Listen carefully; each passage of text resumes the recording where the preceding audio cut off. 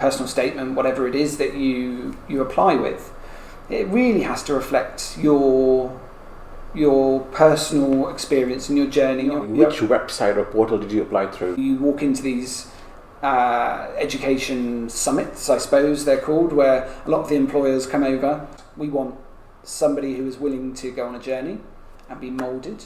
I get a lot of comments from them.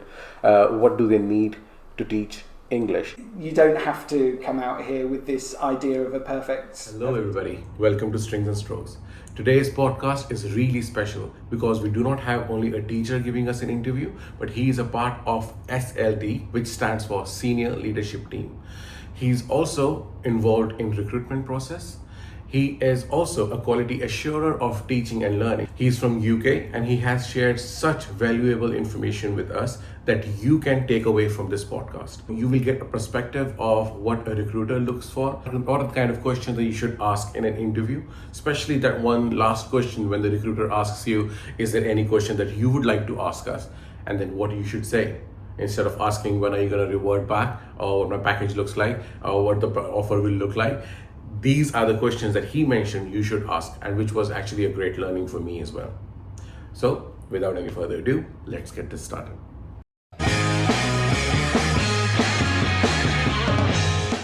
Hi Nick, how are you doing today? Hi, very good, thanks. Good to know that you have agreed to be on the podcast. Nick, can you tell us something about yourself? Like our viewers and subscribers would like to know some basic introduction about you, where you're from and which subject you teach. Yeah, so I'm from the UK. I've been teaching over in the Middle East on and off for about 8 years, and currently working at a school in Dubai as head of Key Stage 3. Oh. So the middle years, so years 7 to 9, so that's 11 to 14, those sort of middle years. Also drama teacher and English specialist as well. You are also a drama teacher? I've never told me Did about you not? that. No. So, which is why how I got into teaching originally was as a drama teacher, and that's how originally I came out to the Middle East. So I spent probably a lot of my career teaching English. Mm-hmm. But then when you come out to teach, especially in Dubai, they like your specialism or the subject you qualified in originally. Uh-huh. And that happened to be drama. So theatre is that's my true love. That's where I came from before I came into teaching. And it's how I suppose I fell in love with teaching English and literature as well. So beautiful. Yeah. Did you always want to become a teacher? Did you have a plan, like you opted for your bachelor's thinking about that you're going to be into teaching, or you were? Yeah, I think so. I think by the time I got to university level, it was always the path. It was maybe not the dream. I think as a theatre lovey, as we call it in the UK, somebody who loves, passion is to get up on stage and perform or to create performances in the rehearsal studio. I guess as a child you grow up thinking you're going to be, some famous actor in Hollywood or the West End or Broadway. And that was the idea. And I think as I came through school and got to university, I knew that teaching was the passion. That was, spreading knowledge or... I've always looked at it more as facilitating, rather than teaching. Mm-hmm. It's all about facilitating ideas and creating an environment where everyone can have a voice, have an idea, that we can talk about things. And so, especially when I work in theatre, so I do a lot of work outside of my teaching as well with theatre in the UK. So I have a theatre company in the UK, so I do a lot of directing and producing in the UK, and part of that is that facilitating rehearsals, performances. Oh wow! And so as an educator, the idea of facilitating and working with, whether it's colleagues, whether it's students, that's all part of just creating a vibe. Beautiful. And can you tell us something about, because as of now, as I said, you are a drama teacher and you got into English later on. What are your qualifications like? What did you do first after school? Yeah, so I actually took a few gap years and went travelling. So after school? After school. So wow, that's very brave. It was an adventure. It was going off and going to Australia, having a look around the sort of Far East for us anyway. So Malaysia was I think the first stop, and so a few years just having I think growing up, finding myself a little bit, knowing what where my place was in the world. And then when I came back to the UK, I went to university and actually studied theatre and education. So it was a mixed course. There was the minor was in education and the major was in drama. So I spent 3 years playing. 3 years long course. 3 years, and then actually I did a postgraduate course, which is similar to a master's. Which later got converted into a master's, but this was in directing. So I went into working in events as an events director in theatre in London. Before then, I came into teaching. So then we do a course in the UK, which actually doesn't exist anymore, but it was it's called a graduate teacher program. So as a graduate, as somebody who works in the profession, it's a year working in schools to qualify as a teacher. So I think slightly different route into teaching than maybe a lot of people are used to. Because rather than a PGCE, which is the Postgraduate Certificate of Education in the UK, this was an in-work course. So I got paid to be there, to teach and learn from fellow teachers. I remember there was a time when I was looking to do PGCE from UK because I was not born and brought up in UK. But as I started teaching abroad, there was a requirement to actually do a teaching qualification, and that's when I started to look for PGCE. And then I explored every option to do it. And School Direct is something that you're talking about, right? Yeah. So I looked into that option. I sent an email to the universities. Can I offer this option? It's not that easy to actually come from another country and come to UK and go for School Direct. I think that's mainly for the nationals, and you as an international student are not allowed to go for School Direct program. But it's good to hear that you have done that, because that was something that I was fancying upon doing as well.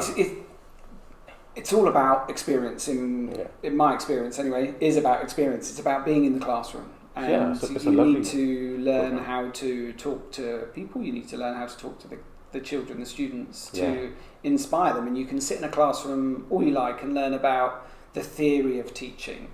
But it's like a lot of professions. I think you need to get in the classroom. Especially there's a fear of being in the classroom when you've got 30 plus students in front of you waiting on your every word to, what are we going to do next? Are you exciting enough?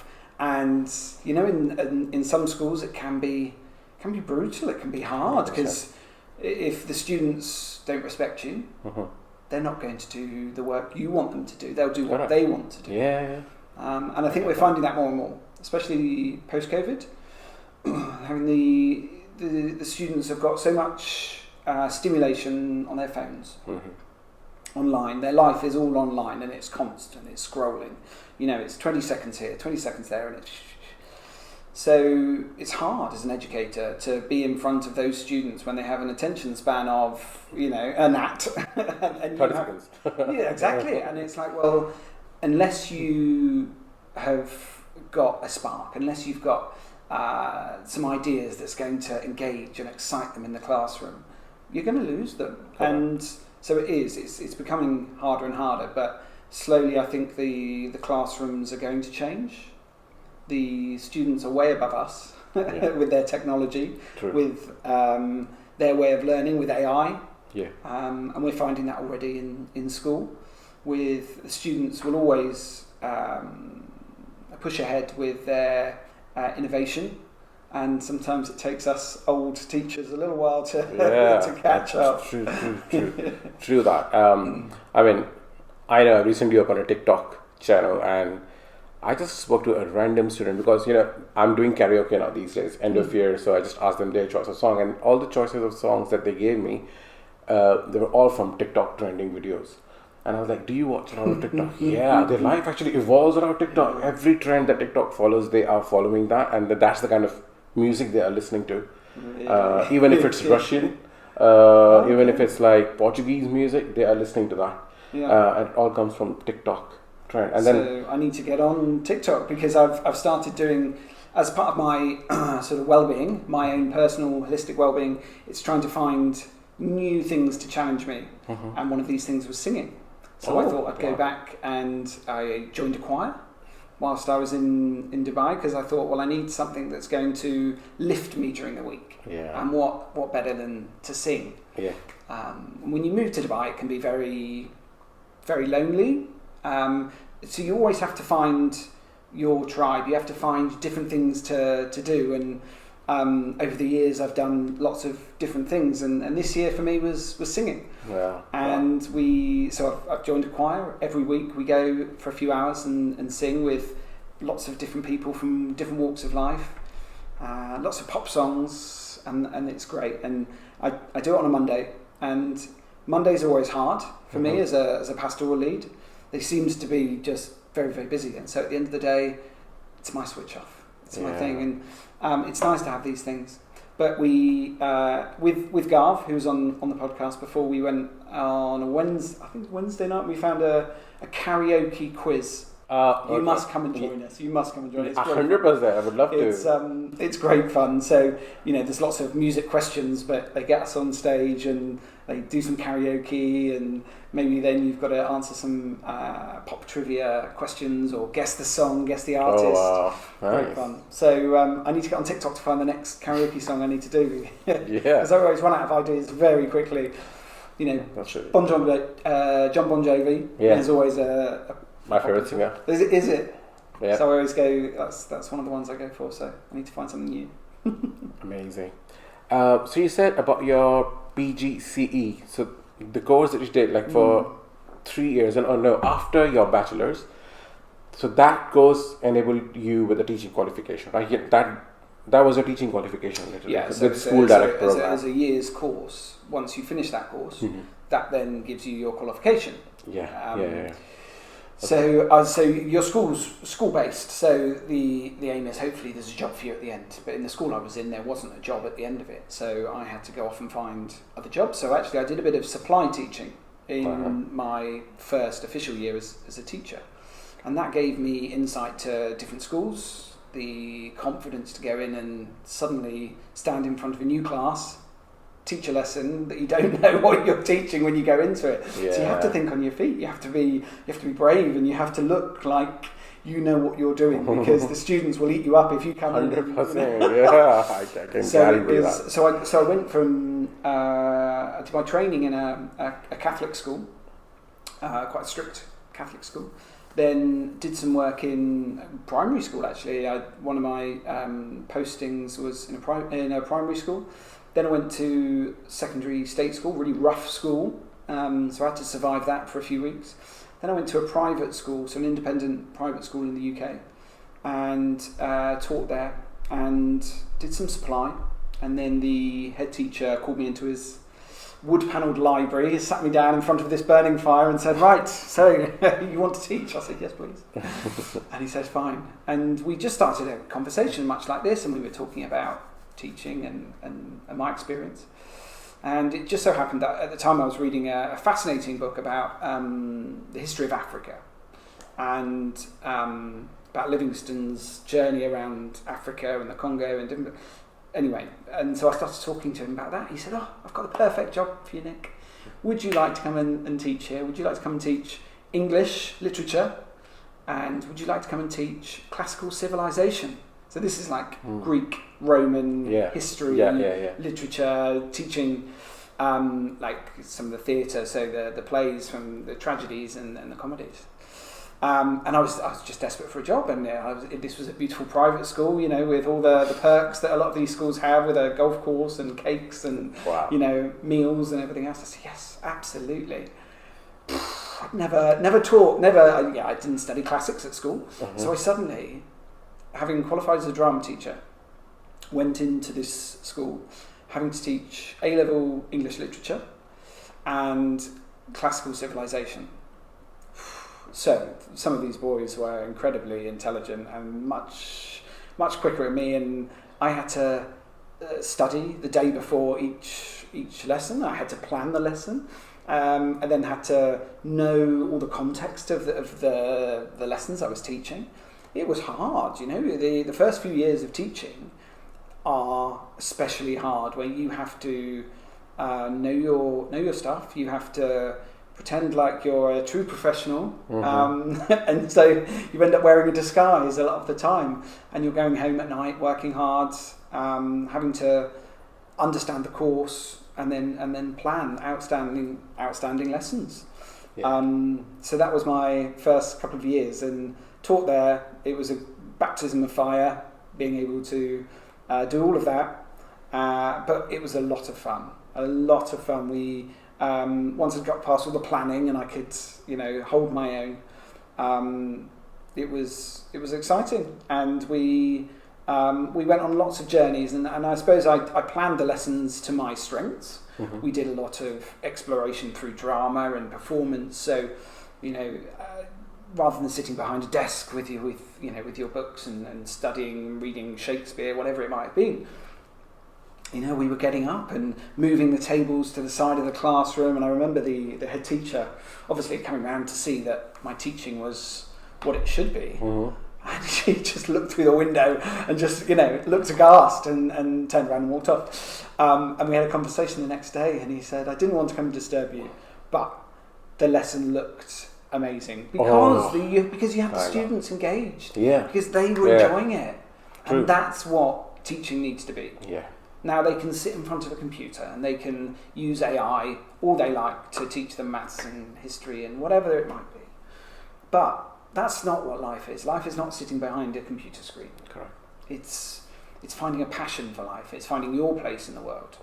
And as educators, and we're going to find this more and more over the next few years, is how we bring the next generation of teachers through to focus more on student experience, student well-being, how we inspire them to be true thinkers about the world, not just these robots that get the grades. Okay, there's always going to be schools that really push for this academic success, but actually we want a workforce in the future who can be inspiring, who can be passionate, who can have a voice, and they can, as orators, they can have a conversation with people and think about life, because computers will run our lives and they'll do all the hard work, so we don't need mathematicians, unless they're going to be programming certain things. What do we need in the future?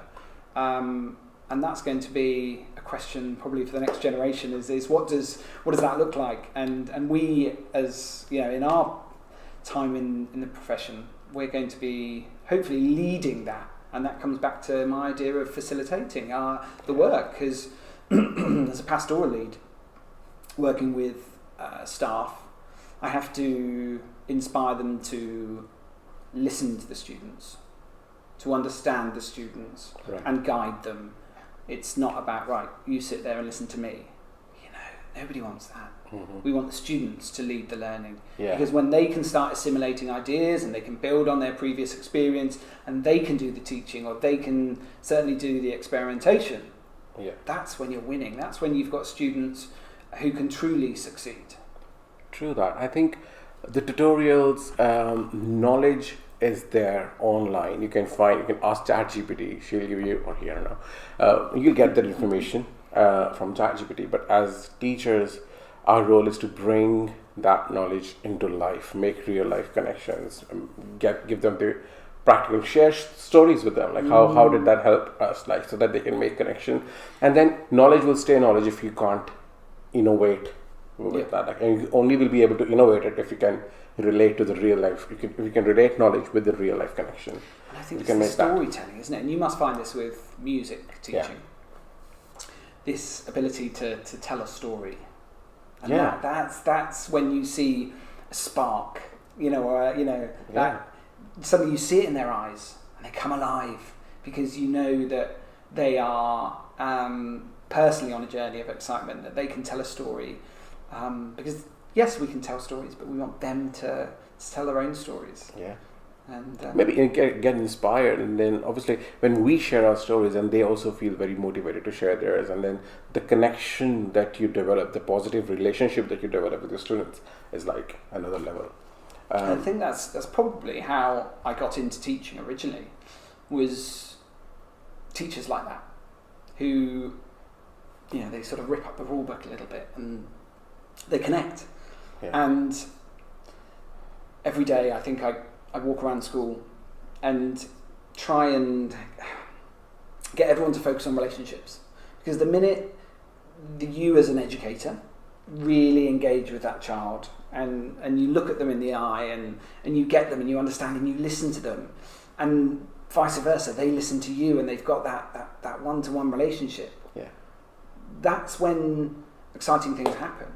And we talk quite often about behaviour management, and largely, in my experience, and certainly there's a lot of pedagogy out there that will look at that, about how behaviour management shouldn't be a thing, because actually if we build the relationships with the students, we gain their trust, they will do what we want them to do. They do it. And it's after some time you realize it's just automatic mode. Like they're established routines, they know what to do, they understand your tone, they understand the way you're looking at them. It's that deep. All it takes is a look. That's it. Brilliant. So true. And then actually, because today was the last day of the year, so there were like a lot of turmoil and emotional stuff going on in the school. So I can remember a few faces, like as we were talking about behavior management. Great. Let's talk about Dubai. So how did you get your job here in Dubai? Yeah. So going back a few years now, it's I think like everyone else, I looked at international teaching with the dream of maybe being paid more money, better work-life balance, and Dubai was an option. I applied for a few jobs in different parts. I got offered jobs in Manila. They were quite desperate for staff as well, and the package was amazing. But the Manila has its challenges of getting across the city, and it's a very, very busy but beautiful place in the world. It was an option, but at the time, with children, it was a long way on the other side of the world to go. So for us as a family, it wasn't a thing. Qatar at that time was growing, and they were quite desperate for staff as well. The package was really good, money-wise, so that was really attractive. But I think we had friends in Dubai who were already established, who could introduce us. So we came over for a holiday and had a look, just to check that it was the right thing for us, because we had two young children at the time. They must have been about 4 and 7. You know, it was an important move for us to move away from our safety blankets of our parents and our friends who we'd established over lots of years, and our house that we had, and we'd spent a lot of time investing in that, making it just right. So that it hard, and it had to be right. So we came on holiday, so we were lucky enough to be able to do that. And we came out without the children just to have a look. And actually, when we were here, that's when I started getting a phone call at that time from Qatar, who had actually just lost a member of staff who had left, and they were like, "Can you start next week?" I said, "No, I can't start next week. I've got a job, got everything else, got lots of things to worry about." So it was a process, and then I applied, and it was hard. You know, jobs out here, quite often you'll get over 200 applicants for one job. Yeah, true. So you have to be noticed. And I know you're talking to head teachers, principals at the moment about what do they look for? What do they look for? Because I think that is hard, and it's hard to be noticed. But you have to be yourself. Yeah. You have to be passionate. You have to make sure that ChatGPT has not written your opening statement in your letter, because it will get noticed straight away. And that's when, you know, your letter and your personal statement, whatever it is that you apply with, it really has to reflect your personal experience and your journey and your history, and why you're going to be a fascinating teacher for them, because they want somebody who is versatile, who's inspiring. And yeah, so it has to be really thought about.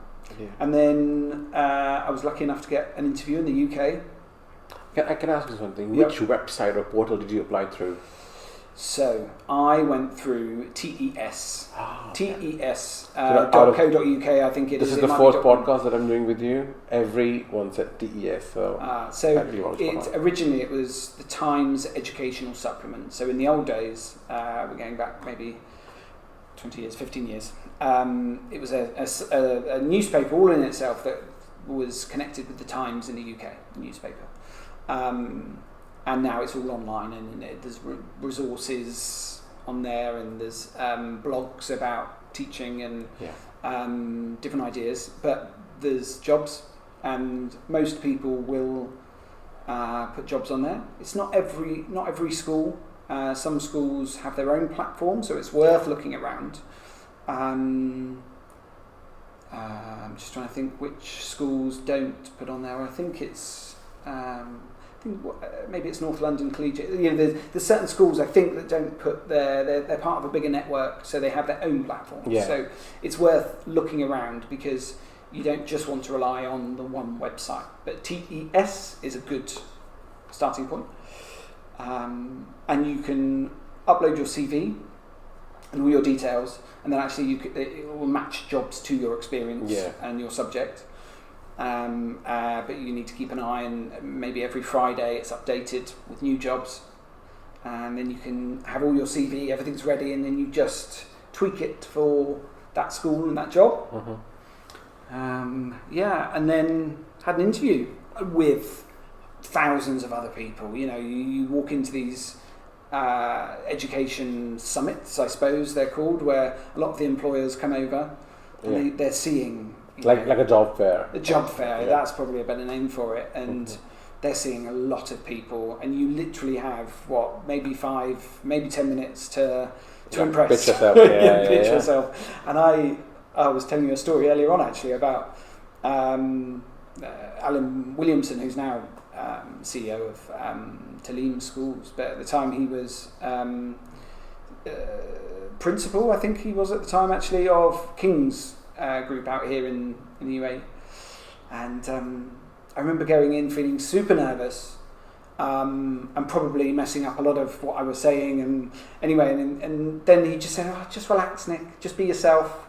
I was like, okay, fine. And we got onto role playing and just having some fun, and we just started having a bit of natural conversation backwards and forwards, and we were playing with ideas. And I think once you can be yourself, and once you can take away this sort of robotic idea of being a teacher and saying what you think they want to hear, they want to see you are going to be fun to work with, you're going to inspire the students, and the students are going to like you. And that comes out from, they're trying to just get an idea of what kind of human being are you first, or the pedagogical information they have gone through. I think your qualification, they have seen where you have done your PGCE from, you got a teaching qualification, you got donkey years of experience, but what kind of human being are you? Are you going to, how emotional intelligent are you? How are you going to be making connection with the students? Because I think all the leaders in education, they know that that's the number one priority. As you also started your conversation being a leader yourself. So when I'm doing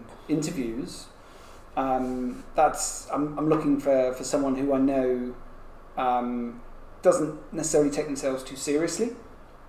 Okay, we want to see somebody who has got some experience of pedagogy, who has got an idea about what teaching means, and so they have a view of what it is. But we also, as an institution, want them to do things our way as well. So we do CPD sessions. We teach teachers how to teach, or how to think about teaching, and explore ideas. So we don't want the finished product. We want somebody who is willing to go on a journey and be moulded, learn things, be inquisitive, ask questions themselves.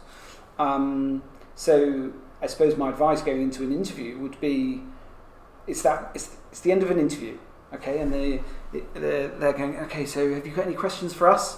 And I know from my experience, I sit there go, no, because I've worked so hard on my interview, and I get to the end of it, I'm like, yeah, no, I'm done. That's it. And so I have, But it's worth having a think about those sorts of questions of, okay, well, if I was to get the job, what would the CPD look like? What would my personal journey, how am I going to grow as an educator whilst I'm working with you? Or, and it's those sorts of questions about you growing as an individual. Yeah.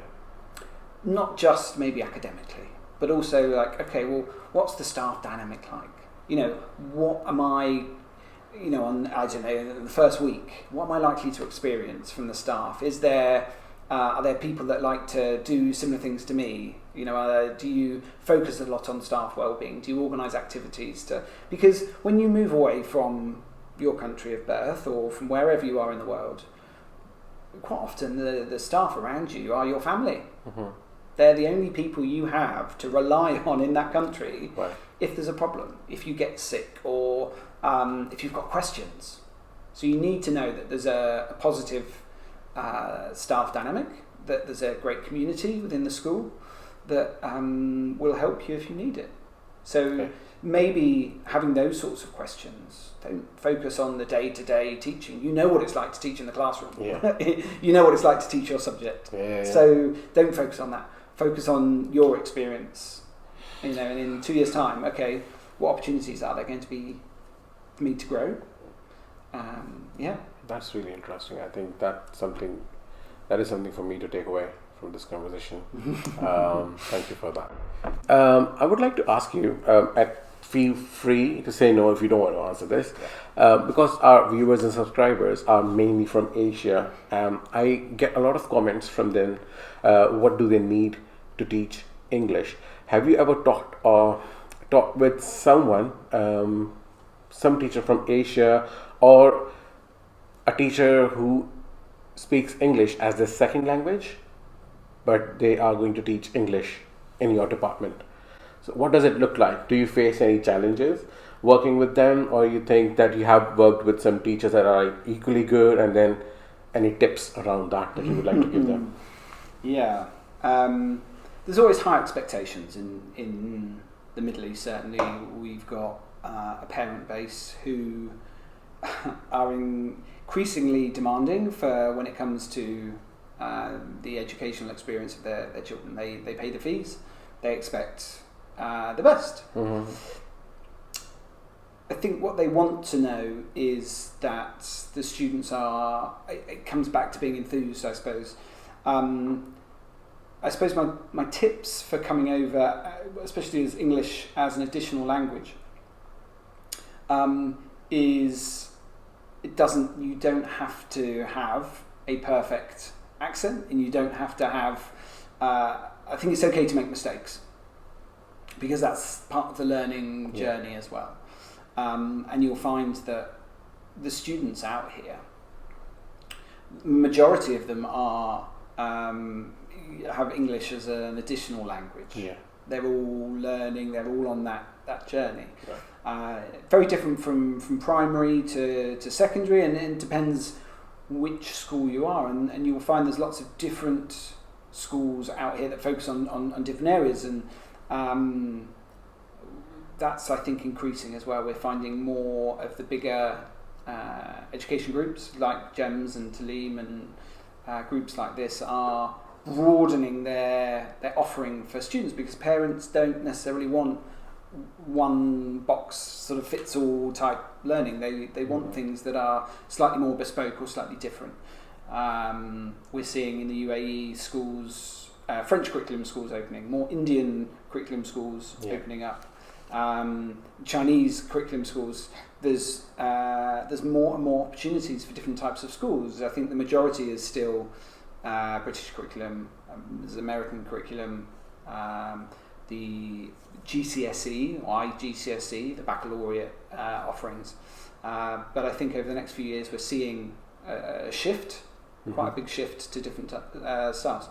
So yeah, and look, a lot of people focus on Dubai as the place to come and teach, but actually we're 20 minutes away from Sharjah, and actually the demographic of students in Sharjah massively different to what they are in Dubai. So I think it's worth looking as the Emirates continue to grow, and you go up to Ras Al Khaimah, in the next 5 to 10 years, the population there is going to explode. The amount of schools there, and again the demographic of students will change. So look, I think there's still a demand for students to learn English, to have well-spoken English as well, and we're seeing outside of schools a lot of parents and businesses working with their professionals on confidence in speaking, whether it's through public speaking courses, Toastmaster organisations. So I think if you come out here without what some people might perceive as perfect English, then there's opportunities to develop, and it's great because actually that offers you a new community as well. And I think there's we actually spoke earlier before we started filming about the different English accents, and actually you could have somebody from Liverpool in the UK, Scouse. You can have a Scottish English-speaking person. You can have Irish. And I'll tell you what, I work with some Irish people, can't understand a word they're saying. So you don't have to come out here with this idea of a perfect English, because everybody comes at it differently. So go online, practice, watch the videos, and just ask for feedback as well, because maybe if you do interviews, it's always worth seeing if there is some feedback on, and if it is a confidence thing with your English, I think ask and actually say, look, was my conversational English good enough? And that's probably where maybe rehearsing interviews will help. Yeah, do that. I always say interviews are the best professional development. Just give as many interviews as you can and converse with native speakers. It helps you a lot. So should if I say that someone who speaks English as their second language, they have a better chance to get a job in UAE if they look out for a job in other Emirates than Dubai, because in Dubai, expectation of parents are skyrocketing. It's got worse. It certainly has, and I think it also depends in which school. There's tiers of schools. There's a lot of top tier schools that will not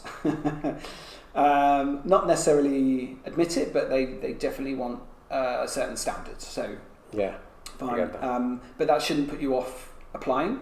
And also depends on your subject that you're wanting to teach as well. And maybe you have 10 years of experience in teaching in a British curriculum school in your country, and that actually can be a driving factor. Maybe to someone who is who's a native speaker, and then you speak English as a second language, but maybe you have been teaching English from 10 years, and as I said, applying in different Emirates, other than Dubai, will increase your chance of getting a job as an English teacher in UAE. Thank you so much, Nick, for all the information that you have shared and your expertise around teaching and learning. I'm sure this podcast will be really useful for our viewers and subscribers. And if you really like this podcast, then please like, subscribe, and share this video and the channel. Adios. Bye.